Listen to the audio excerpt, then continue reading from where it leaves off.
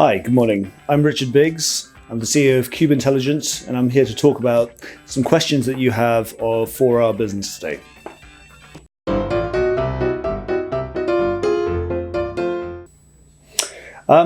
We've had a lot of feedback from our token holders saying that there's not very much transparency in how we're operating our business and how we're moving things forward.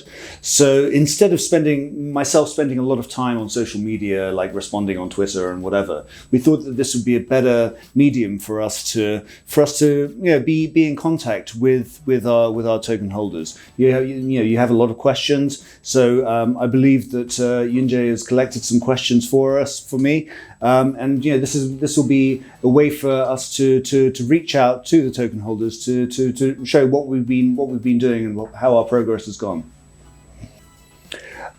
So our strategy with the Cube box is to capture the Korean market first. So we'll be doing the Korean market. The second priority after Korea will be Europe. Beyond that, we'll be looking at North America. South America, unfortunately, is quite a long way away. So Mexico and Latin America, I'm sorry, we really can't put a time on that. It's not one of our strategic priorities at the moment. The token economy, this is a difficult question to answer because there's lots of things going on. I mean, at the moment, at the very basic level, we have a token economy functioning whereby, with the Cube box device, the users are already compensated with Cube tokens, and the users are able to use those tokens, to sell them back into the exchange. So already we have a very basic level of functioning ecosystem. I think the question really is more about how will this be deployed on a bigger scale. For that, we have plans to build out our full Cube mobility wallet system by the second quarter of next year. And once we've built that, we're going to be busy building up partnerships with retail partners, so insurance companies, gas stations, and other people, so that actually these tokens can be exchanged for real goods and services. On the other end of it, once we get the data, we're going to be selling the data to the data consumers, and the data consumers will be compensating with Cube tokens. So the data consumers, be they insurance companies or whatever, they'll have to buy the tokens from the exchanges. So that kind of system we're looking to really put in place from the middle of next year. We're having a lot of meetings with potential partners at the moment. Earlier this year we had many meetings with automobile companies, and the progress there unfortunately has been quite slow. Recently we've been putting more emphasis on meeting with insurance companies, and actually the progress there has been quite quick. I don't have any concrete results to announce yet, but just suffice to say that actually the meetings have been very productive. Yes, our Cube box app is available on. It was launched on Android, the Android market, quite a long time ago. It's recently been made available on the Apple App Store. Yeah, this is a good question. The Cube box recovers a lot of information from the vehicle. So there are at least 400 data points that we can pick from the vehicle. Now, not all of them are very useful to us. Things like oxygen mix and these kinds of things. They're important for mechanics, but they're not important for what we're doing. So basically, the main points that we're picking up from Cube box version 1 is speed. So vehicle velocity and RPM. So from speed and RPM, we can infer many things about driving behavior: sudden acceleration, sudden deceleration, whether the car is idling, whether they're breaking the speed limit. So these are the main points that we're picking up from Cube box version 1. Cube box version 2 is actually a much more exciting prospect, which we're going to be launching in the second quarter of next year. And Cube box version 2 will have an embedded GPS. It'll have an embedded IMU, inertial motion unit. It's the gyro sensor. It'll be connected to directly connected to the telecom network through LTE connection, so it won't have to be tethered to your phone.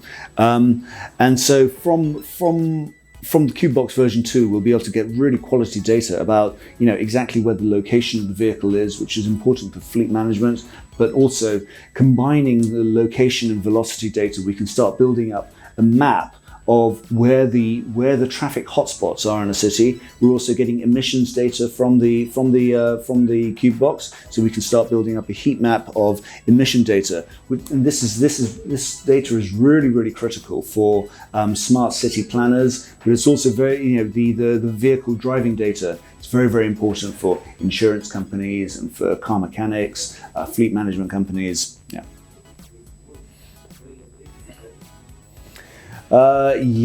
Unfortunately, our webpage hasn't been updated for a very long time. And actually, we're in the process of renewing our white paper and renewing our webpage to reflect the changes in thinking that we've had over the last few months. I can't tell you when that'll be finished. Hopefully by the end of this year, we'll have a full webpage renewal. And yes, I understand that because the webpage hasn't been updated, the new members to the team haven't been featured on the website as well. At the moment, I believe we have about 20 employees, and we need to put everyone on there, but it's going to take a little bit of time. Yeah, car mechanics is an interesting area because firstly, they can use our CubeBox platform to advertise their services. So if let's say you're driving along and the engine check light comes on in your car, from the CubeBox, we can get the vehicle diagnostics, and on the app, it'll show you exactly what the problem is. And you can see whether this is a really serious problem or whether this is a problem that, it's not very serious. Anyway, at this point, we can start putting a space for advertisements for car mechanics. And that's the main way that we're going to be working with car mechanics in the future. Directly with them, but I think a much more sort of bigger and long-term plan is to work with insurance companies and then work with the car mechanics that are associated with insurance companies. So if you have a breakdown, at the moment you have to call the insurance company, the insurance company has to call the mechanic, the insurance mechanic has to call back to you and say, hey, where are you? Oh, I'm here, blah, blah, blah. So it's a really unwieldy process. And with a location-based CubeBox, a location-enabled CubeBox, actually we can cut out a lot of the costs that are associated with breakdowns. And I think this will provide a lot of value for the user, the insurance company, and also the mechanics themselves.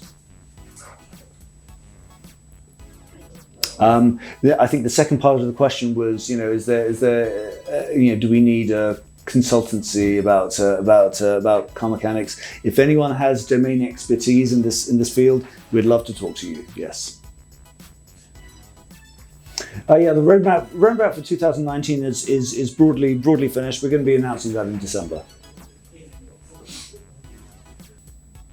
I think I've kind of covered that question already, but the CubeBox, once we've really built a solid business model for the CubeBox in Korea, then we're going to start taking it overseas. At the moment, a lot of our business development and product development happens inside Korea, and so it's easier for us to tackle the Korean market at the moment. Once we've done Korea, then we'll be going to Europe. I suspect it'll be in the second half of next year.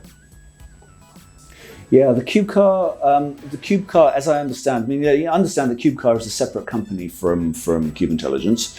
But yeah, as I understand, the CubeCar service is almost ready to deploy. I believe in the next few weeks, middle of November, late November, we'll see CubeCars actually hitting the road. And yes, we will be deploying the Cube boxes within the CubeCars. And this will mainly be for a fleet management purpose. But yes, we will also be thinking about linking the CubeCar system with the CubeBox token economy. We absolutely hope so. I think there are two important variables here. I think firstly, it's really important for us to set up a mechanism where there is a circulation of tokens. Obviously, it's not a sustainable system where, the tokens always go from A to B. Somehow the tokens need to go from A to B and then maybe to C and back to A again. We need to form this circular system, and that's the mechanism that we've designed behind the data producers and data consumers, whereby the data producers will get the tokens from the data consumers in exchange for their data. Yeah, and the data producers will be able to sell the tokens on the open market, but the data consumers will have to buy the tokens back from the open market. So that's the circulation angle of it. The other big variable is velocity of transaction, velocity of circulation. So how fast around the circle do the tokens go? And that's really a question of traction and user adoption. And that's going to be our big sort of homework for next year, is to increase the number of users that are on the system so that we get more people demanding the tokens are going out, the tokens are coming back, it's going round and round and round, and the demand will increase. This is exactly why we're talking to insurance companies. Insurance companies, they're very closely aligned with the work that we're trying to do in building out mobility systems, because it helps them to save costs. It helps them to deliver new products, new insurance products to their customers. But also they've got a lot of money. You see, I said that we had several talks with automobile companies earlier this year. What we found is that automobile companies, especially the ones in Europe, are very conservative, and so they're not very adoptive to new ideas. And so, what the feeling that we got back from them is that they already have a system. Why should we use your blockchain system when the blockchain isn't really tested, and it could cause us more troubles than it saves us? There are definitely people within the automobile companies that we've found that are willing to be more progressive and forward thinking. And at the moment, our main task has been to try and figure out what they need and what they can provide, and what the overlap between these two areas are. And there are definitely areas concerning data privacy, co-working with smart cities, building a library of swarm data, vehicle swarm data. There are definitely areas that we can work together. So So we're constantly in talks with car manufacturers. It's just a question of finding the right use case for us to really shake hands with them on. Yeah, this is a tricky question. I mean, that. OKEx's official answer was that they have an automatic monitoring system, and they're monitoring all of their trading pairs, not just ours, but everyone's trading pairs. And if a period of 1 week the trading volume falls below a certain threshold, then it comes up onto their system and it's put up for delisting. So that was the lack of trading volume in auto BTC and auto USDT. They were cited as the main reasons behind that. Reading between the lines, I think just that wouldn't have been enough for them to actually delist those trading pairs. The real driving reason was complaints from token holders. And so, thank you everyone for your support, but there are some who don't support our project as much as you do, unfortunately. And these, I think the complaints were the ones that sort of really drove OKEx to make a firm decision on this. Yeah, the Korean site, as I said, the website is up for renewal. At the start, we had a policy that we weren't going to have a Korean site, and then we put up a Korean site that was not very good. We're in the process of renewing our entire homepage. We've got a new logo design, and everything needs to be changed. So It'll take some time, but yeah, don't worry. The English version will definitely be back up. The Korean version, we're an international company, so we don't really want to put too much emphasis on the Korean market. We do recognize that we have a lot of interest from Korea and Korean investors, so we will be putting up a Korean website, but our main focus at the moment is renewing the English version website.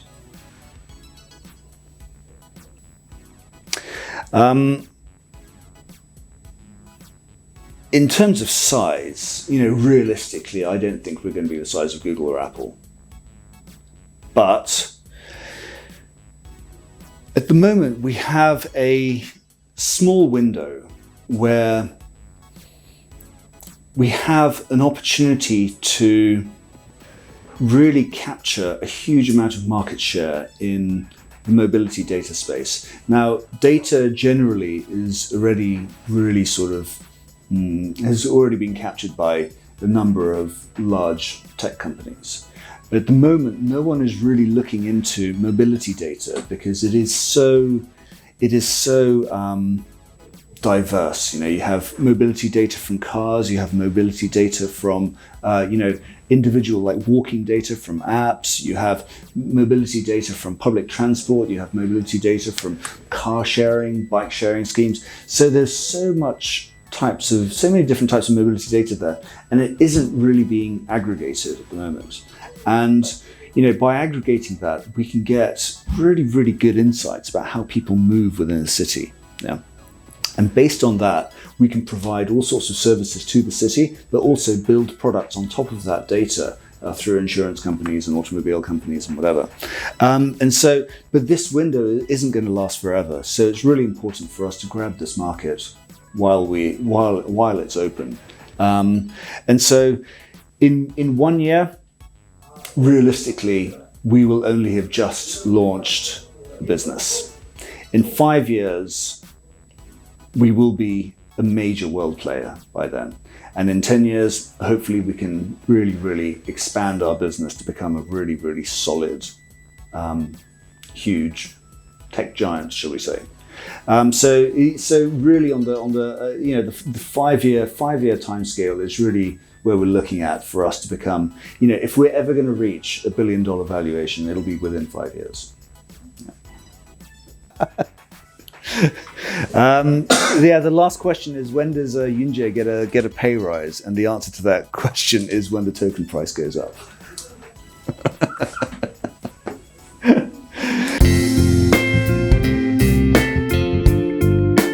Okay, guys. Well, thank you very much for listening. I think this has been a good time for me actually to explain a bit more about of what we're doing. We're not trying to hide behind corporate firewalls or anything. We want to get close to you. It's just that I personally don't really like social media, so I don't really get involved. So anyway, if this has been helpful, please give feedback to Yoonjae, and we'll pick this up again in 2 weeks' time. Thank you.